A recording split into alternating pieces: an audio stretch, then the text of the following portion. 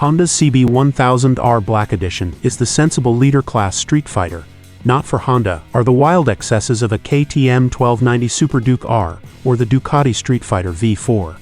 Honda seems to declaim with this bike, you don't need all the horsepower of a leader-class race replica. You need strong, balanced performance, good looks, and an attractive price. Then it proceeds to deliver exactly that. The only version of the CB1000R sold in the United States is the Black Edition. A midnight special dipped entirely in shiny carbon set off with polished aluminum highlights on the wheels, engine and footpeg brackets, and a stainless exhaust.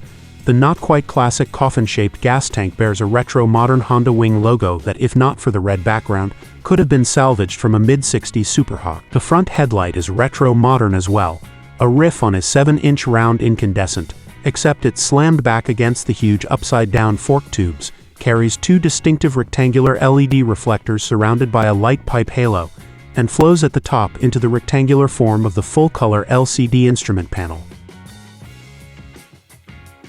The heart of the CB1000R is an updated and retuned version of the powerplant that first appeared in the 2004 CBR1000RR. It's a short-stroke four-cylinder screamer that's been reworked for torque and equipped with the latest two-way slipper clutch for a light pull. Even so, it still redlines at 11,500 revolutions per minute. On the dyno, it peaks at 121.8 horsepower with a noticeable jump in the torque curve at 6,500 revolutions per minute, and the gearing is substantially shorter than on the original CBR race replica, so that first gear tops out at about 72 miles per hour. Short gearing and 1000 cc of displacement launches the bike hard, with the front wheel effortlessly skimming the ground. Similarly measured performance is strong. Though far from exceptional for a leader bike, the CB sprints the quarter mile in 11.1 seconds, traveling 128 miles per hour at the end.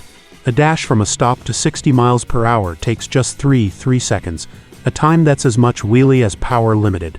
That quarter mile time and trap speed are a little quicker and faster than that of a Yamaha MT 09 SP, but behind that of the fire-breathing end of the leader-class street fighter spectrum.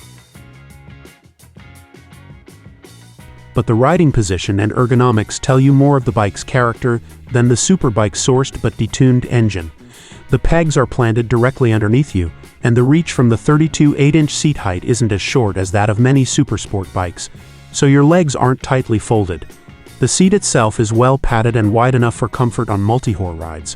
The handlebars rise enough to have you leaned forward slightly, enough to balance the wind at 80 miles per hour, but not enough to make you wish for a back massage after a day of riding. This is a gentleman's express of a sport bike. You notice the attention to detail every time you operate the machine. The brake and clutch levers are perfectly profiled to present only gently rounded edges, something you might not notice until you jump directly onto another manufacturer's sport bike where the edges are just a bit squarer and a bit less comfortable. The quick shifter works effortlessly for clutchless upshifts and downshifts. When you do need the clutch, the effort on the CB is light, while the front brake is powerful without being touchy. The ABS system will eventually intrude as you brake harder, but the pulsing through the brake lever or the pedal is reasonably minimal enough to let you know you're on the limit without distracting. Stopping distances are also good without being exceptional, 34 and 135 feet from 30 and 60 miles per hour, respectively. On winding roads, the CB 25 degrees of rake and 3/8 inches of trail work with big Pirelli Diablo Rosso tires to produce handling that's stable, competent, and reassuring. The not very long 57 3-inch wheelbase and relatively conservative steering geometry produce a machine that simply goes where you want without either twitchiness or less than responsive steering. Instead, the big CB quickly gives you the impression of being on your side, and of being a machine that is unlikely to surprise you with unexpected behavior. Part of that predictability comes from the compliant and well-damped Showa suspension. The big piston fork simply absorbs even the big bumps without a hint of harshness. As for the electronic aids, the CB has traction control, ABS, and multiple throttle maps, but lacks a 6-axis inertial sensor that would allow the various systems to be aware of the bike's cornering attitude and to adjust their operation accordingly. Such cornering-aware systems are rapidly becoming the standard and can be found in sub-$10,000 machines such as the Yamaha MT 09. While the CB does not have the latest tech, it has an attractive TFT color display and dedicated switchgear that allows its rider to quickly change operating modes, The 4 modes available are Standard, Rain, Sport, and User. The menus for selecting many displays and other functions aren't always exactly intuitive.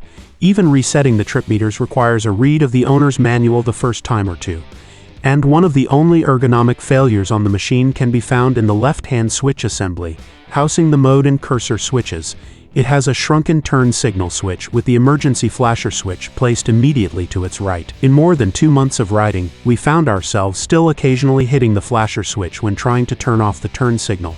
It was a small thing but still annoying, and one that could have been prevented with a small raised barrier to shield the flasher switch. But when your main complaint of a motorcycle is the placement of the emergency flasher switch, you know the machine is competent indeed. With the CB1000R, Honda has prioritized solid sporty performance, good distinctive styling, and an ergonomic package that makes the CB more versatile than many other sport bikes or street fighters.